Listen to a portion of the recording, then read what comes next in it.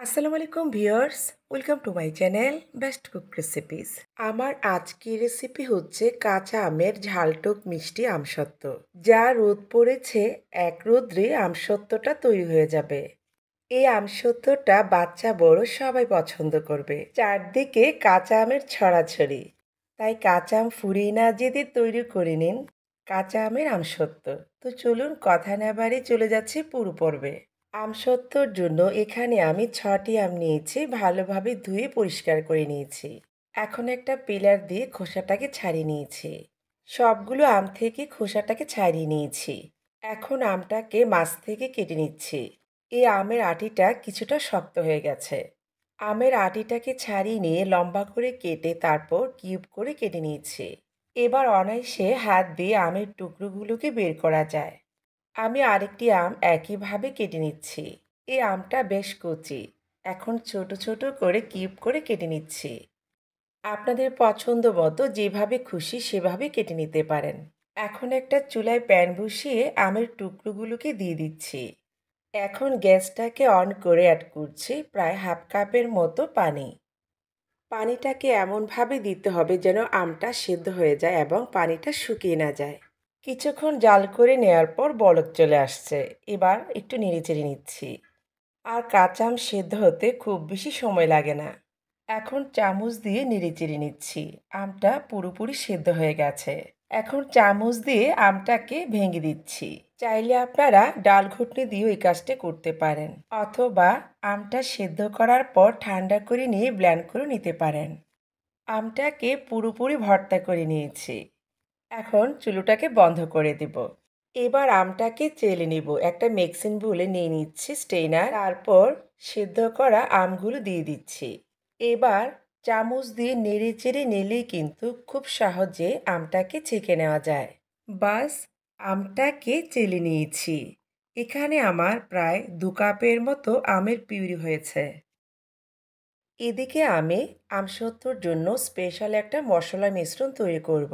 আমি ১ টেবিল চামচ করে নিয়েছি মৌরি বা মিষ্টি জিরা, পাঁচফোড়ন, ধনিয়া, জিরা আর কয়েকটা শুকনো মরিচ। এগুলোকে হালকা টেলে নিয়ে তারপর ব্লেন্ড করে নিব। এখন চুলোতে প্যানটা বসিয়ে দিয়ে দিচ্ছি আমের পিউরি। গ্যাসটাকে অন করে দিলাম।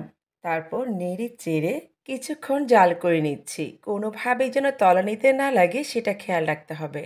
এখন অ্যাড করছি ১ কাপের মতো চিনি আর পরিমাণ মতো লবণ। তারপর নেড়ে চেড়ে ভালোভাবে মিশিয়ে নিচ্ছি। আমটা কতটুকু টক কিংবা মিষ্টি সেটা বুঝে আপনারা চিনিটা অ্যাড করে নেবেন। এবার উঁচু করে ১ চা চামচ লাল মরিচের গুঁড়ো অ্যাড করছি। চাইলে আপনারা গোলমরিচের গুঁড়ো অ্যাড করতে পারেন। অ্যাড করছি কয়েক ফোঁটা গ্রিন ফুড কালার। তবে এটা সম্পূর্ণ অপশনাল, ভালো না লাগলে স্কিপ করতে পারেন। এখন নেড়ে চেড়ে ভালোভাবে মিক্সড করে নিচ্ছি। অ্যাড করছি উঁচু করে ১ টেবিল চামচ সে স্পেশাল মশলাটা। এই মশলাটা দেওয়ার কারণে আমসত্ত্বের টেস্টটা অনেক ভালো পাবেন।